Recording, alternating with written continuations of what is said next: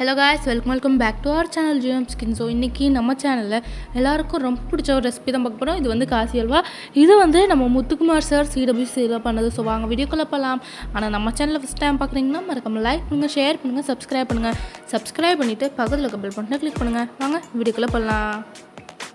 So இதுக்கு நமக்கு white pumpkin வேணும். அதை நம்ம வந்து துருவி எடுத்துடலாம். ஒரு தின்னான ஒரு கிரேட்டரில் துருவி எடுங்க. இன்றைக்கி நான் வந்து 1 கப் பம்ப்கின் எடுக்க போகிறேன். அதுக்கு ஈக்குவலாக 1 கப் நம்ம வந்து சுகரும் எடுக்கணும். ஸோ பாருங்கள், எனக்கு கரெக்டாக 1 கப் இருக்குது. இதே அமௌண்ட்டுக்கு நம்ம வந்து சுகர் எடுக்கணும். இப்போ இதை நம்ம வந்து பிழிஞ்சு எடுத்துடலாம். கை வச்சு பிழிஞ்சு எடுத்துடலாம். இதை நான் கை வச்சு இந்த மாதிரி பிழிஞ்சு எடுக்க போகிறேன். நீங்கள் வந்து ஃபுல்லாக கூட பிழிஞ்சு எடுக்கலாம். நான் கொஞ்சம் லைட்டாக பிழிஞ்சு எடுக்க போகிறேன். நீங்கள் பால் ஆட் பண்ணலைன்னா ஃபுல்லாக பிழியாதீங்க. நான் இன்றைக்கி பால் ஆட் பண்ணி தான் பண்ண போகிறேன். ஸோ பாருங்கள், நமக்கு பல்ப் ரெடி ஆகிட்டு. இங்கே நீங்கள் வந்து 1 கப் சுகர் ஜாஸ்தின்னு நினச்சிங்கன்னா நீங்கள் வந்து 3/4 கப்பை எடுத்துக்கலாம். இப்போ ஒரு கடாயை சூடுபடுத்தி எடுத்துகிட்டு ஓடலாம். ட்ரை ஆனோன்னு நம்ம வந்து கீ ஆட் பண்ணலாம். நிறைய கீ ஆட் பண்ணிவிட்டு நம்ம வந்து பாதாம் ஆட் பண்ணலாம். இதை நம்ம கீழேயே நல்லா ரோஸ்ட் பண்ணி எடுக்கலாம். ஸோ பாருங்கள், நம்ம ரோஸ்ட் பண்ணி எடுத்துடலாம். இப்போ அதே கீழே நம்ம வந்து பம்ப்கினையும் ரோஸ்ட் பண்ணி எடுத்துடலாம். பம்ப்கினையும் வதக்கி எடுக்கலாம். இப்போ நம்ம எடுத்து வச்சுருக்க பம்ப்கினை ஆட் பண்ணிடலாம். நல்லா ரோஸ்ட் பண்ணி எடுக்கலாம். அதோட பச்சை வாசனை போகிற வரைக்கும் ரோஸ்ட் பண்ணணும். நிறைய கீ இருந்தால் தான் நல்லாயிருக்கும். நோட் பண்ணிக்கோங்க.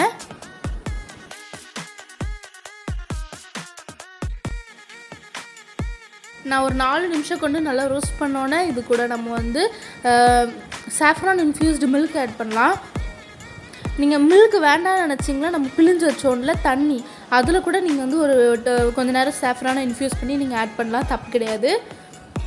நெக்ஸ்ட்டு நம்ம வந்து கூட கொஞ்சம் மில்க் ஆட் பண்ணலாம். இன்ஃப்யூஸ்டு மில்க் ஆட் பண்ணலாம்.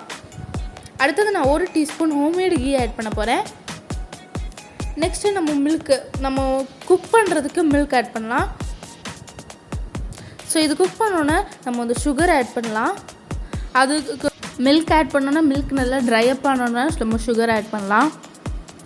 ஸோ சுகர் நீங்கள் வந்து மில்க் ஆட் பண்ணும் போதே ஆட் பண்ணக்கூடாது.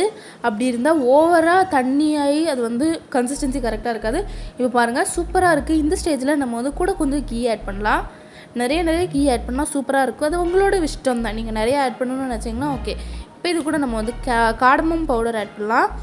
நெக்ஸ்ட்டு இது கூட நம்ம ரோஸ்ட் பண்ண பாதாம் ஆட் பண்ணலாம். ஸோ பாருங்கள், ரொம்பவே அமேசிங்கான சூப்பரான காசி ஹல்வா ரெடி ஆகிடுச்சு. ஸோ கண்டிப்பாக நீங்கள் வீட்டில் செஞ்சு பாருங்கள். சூப்பராக இருந்தது. இது வந்து முத்துக்குமார் சார் CWCல பண்ணது. ஸோ செம்மையாக இருந்தது. கண்டிப்பாக நீங்கள் வீட்டில் செஞ்சு பாருங்கள். எப்படி இருந்ததுன்னு கமெண்ட் பண்ணுங்கள். நம்ம சேனலில் ஃபஸ்ட் டைம் பார்க்குறீங்கன்னா மறக்காமல் லைக் பண்ணுங்கள், ஷேர் பண்ணுங்கள், சப்ஸ்கிரைப் பண்ணிவிட்டு பக்கத்தில் இருக்க பெல் பட்டனை கிளிக் பண்ணுங்கள். தேங்க்யூ ஃபார் வாட்சிங். டாட்டா, பை பை.